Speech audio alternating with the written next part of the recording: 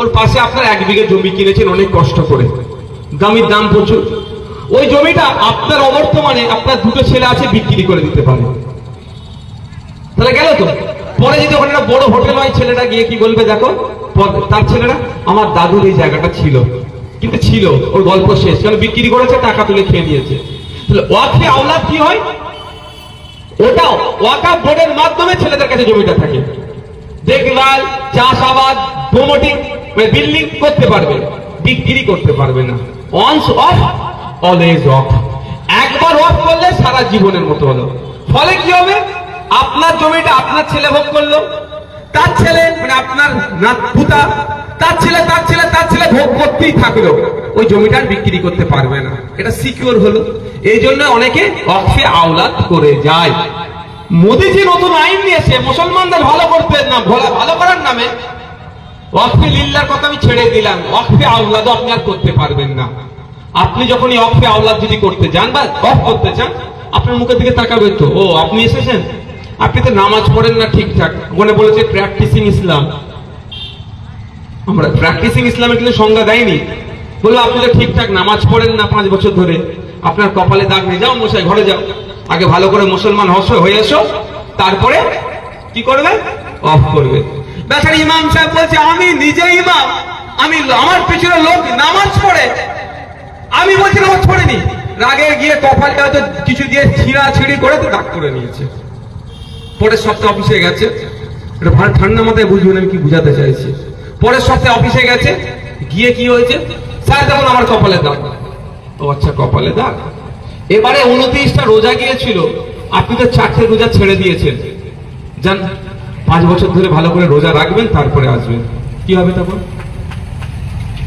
কি হবে বলে ইমাম সাহেব প্রমাণ করাতে পারবে? পৃথিবীতে কোনো মেশিন আছে গায়ে লাগিয়ে এইবারে আমি 29টার মধ্যে কটা রোজা রেখেছি প্রমাণ করানোর জন্য? তাহলে সমস্যা তৈরি হলো। তাহলে ইমাম সাহেবের দিয়ে উদাহরণ দিচ্ছি, আপনি তো দূরের কথা। এবার বলেনি এত বড় পাঞ্জাবি পরতে হবে না, এত বড় দাড়ি রাখলে প্র্যাকটিসিং ইসলাম, না টুপিটা কেমন হবে প্র্যাকটিসিং ইসলাম, কিচ্ছু বলে দেয়নি। বুঝতে পারছেন মানে কতটা সমস্যা তৈরি করেছে? আগামী দিনে না অফ করতে পারে, এর বিরোধিতা করছে। এবার এই আইনটা আনলো কেন? আইনটা আনার হচ্ছে মোদিজির কিছু বন্ধুদের নজর পড়েছে ভালো ভালো জায়গাতে, এই জায়গাটা আমার লাগবে। আর যে জায়গায় নজর পড়েছে সেই জায়গার 30% ওয়াকফ প্রপার্টি।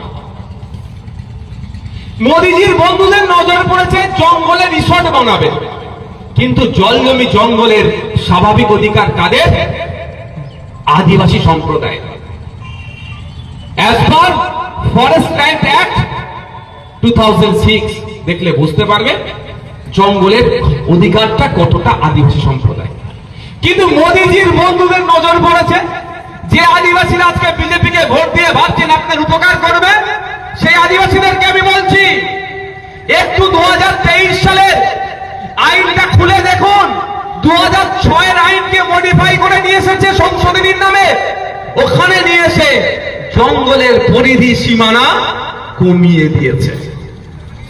ফলে যে জায়গাটা পড়ে থাকছে ওটা কাকে দেবে? মোদিজির বন্ধুদের হাতে তুলে দেবে। আমোদ প্রমোদ করার জন্য রিসর্ট বানাবে, আর আদিবাসীদেরকে উচ্ছেদ করার করছে, অলরেডি শুরু হয়ে গেছে। 36গড় থেকে শুরু করে অনেক জায়গায় এই কাজ করবে। ঠিক একই ভাবে কলকাতার প্রাইম প্রপার্টি গুলোর মধ্যে ওয়াকফ প্রপার্টি আছে। ভারতবর্ষের যত শহর আছে, পুরাতন শহর, প্রত্যেকটা শহরে ওয়াকফ সম্পত্তি আছে। আর ওই ওয়াকফ সম্পত্তি কবরস্থান, ঈদগাহ, মাকবারা, মাজার, মসজিদ, এগুলো আছে মেন কেন্দ্রীয় স্থলে। ওইগুলো এখন নজরে পড়েছে কার? মোদিজির বন্ধু শিল্পপতিদের। তারা নিতে চাইছে। তো কিভাবে এমনিতে কেড়ে দিতে পারবে না?